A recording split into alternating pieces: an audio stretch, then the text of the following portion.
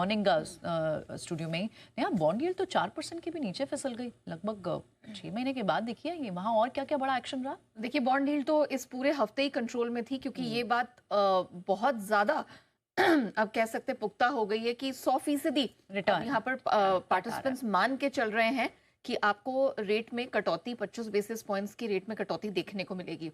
और यही एक फैक्टर है जिसकी वजह से हमने अमेरिकी मार्केट्स में आप कह सकते हैं कि चौतरफा रिकॉर्ड क्लोजिंग और रिकॉर्ड हाइज बनने का सिलसिला जारी रहते देखा। अब अगर गुरुवार की बात करें, तीनों ही बड़े इंडिसेस जो है डाउ, नैस्डैक, एस&पी, ये तीनों ही रिकॉर्ड क्लोजिंग दर्ज कराने में कामयाब रहे।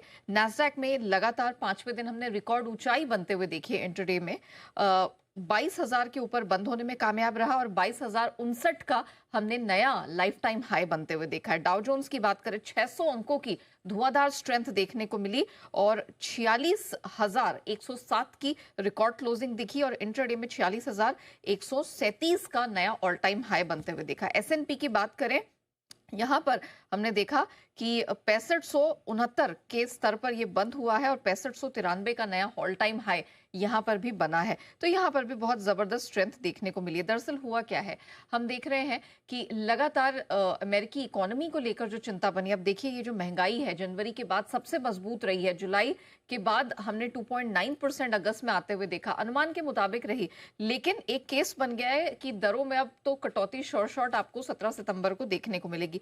प्लस अमेरिका में लेबर मार्केट कमजोर होता चला जा रहा है। जो जॉबलेस क्लेम्स के आंकड़े निकल कर आए हैं वो 2021 के बाद सबसे अधिक हैं। तो क्लियरली ये समझ में आ रहा है कि जॉब्स मार्केट है उसकी भी हालत ठीक नहीं है। ऐसे में तो बेस्ट केस सिनेरियो बन जाता है आपका ब्याज दरों में कटौती का, और इसी कारण हमने अमेरिकी मार्केट्स में इतनी जबरदस्त स्ट्रेंथ देखी। दूसरे बड़े जो यहाँ पर स्टॉक्स हैं, मिसाल के तौर पर टेस्ला 6% मजबूत बंद हुआ है। माइक्रोन और सेंटीन में देखें 7 से 9% की स्ट्रेंथ देखने को मिली है। तो इन तमाम फैक्टर्स के चलते अमेरिकी बाजार मजबूत रहे। प्लस आपका डॉलर इंडेक्स स्थिर है। आप अमेरिकी बॉन्ड यील्ड देख लीजिए, इसमें हमने लगातार दूसरे दिन नेगेटिव क्लोजिंग देखी। आज सुबह सुबह भी हम देख रहे हैं कि यहाँ वायदा में कमजोर ट्रेड ही देखने को मिल रहा है, 4% के पास है 5-5.5 महीने के निचले स्तर पर।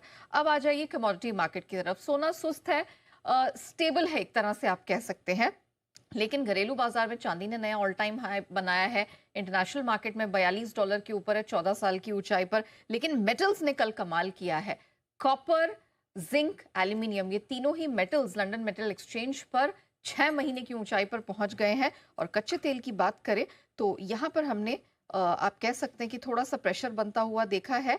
$67 के नीचे कच्चा तेल आता हुआ दिखाई दिया, क्योंकि यहां पर भी हमने देखा है कि आईईए ने कहा है कि सप्लाई बढ़ेगी डिमांड से अधिक। ओपेक प्लस उत्पादन बढ़ाएगा अक्टूबर में, और अमेरिका में इन्वेंट्रीज में एक सरप्राइज जंप देखने को मिला है। ओके, तो ओवर सप्लाई